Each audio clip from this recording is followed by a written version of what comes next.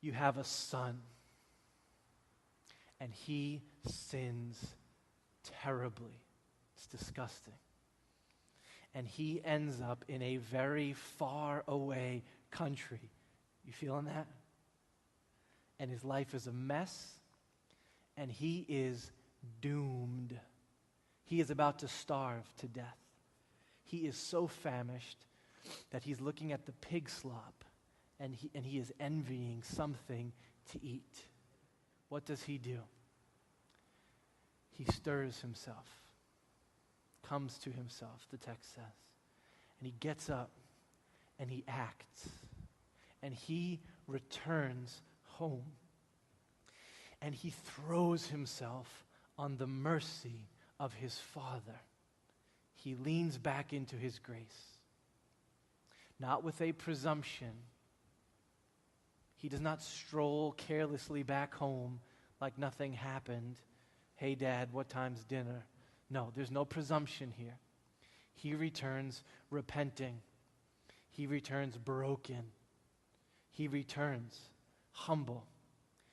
He returns, and what's going through his mind? He's a logical kid.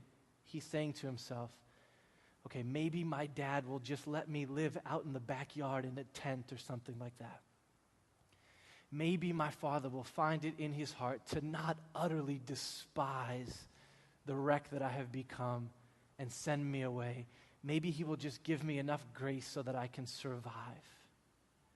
He gets home to his father, and what does he say? He says, Father, I have sinned against you. I don't deserve to be treated like a son anymore, but I'm going to die if you don't show me some grace. I'll be fine just living as a slave. Okay, again, the first time you ever read the story, what are you expecting the father to do right here?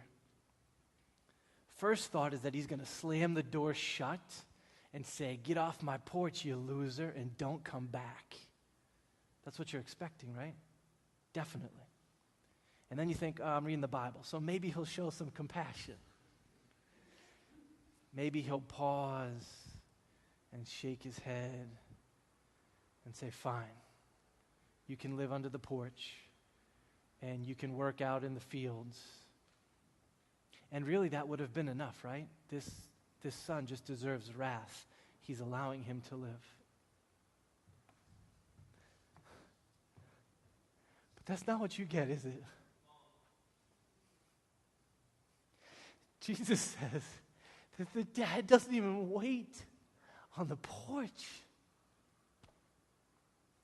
As soon as he sees his son in the distance, he jumps off the porch and he runs and he tackles his son. And he welcomes him with these open arms. This is not possible. There is no father who loves like this. And then you see that there is. And you see that the right name for the story is prodigal, father, reckless, limitless, wasteful in his love for his son. And he throws this son a feast because he's come home. You guys, this is the love of the Father for his sons and his daughters. This is what you are seeing in the story of Esther.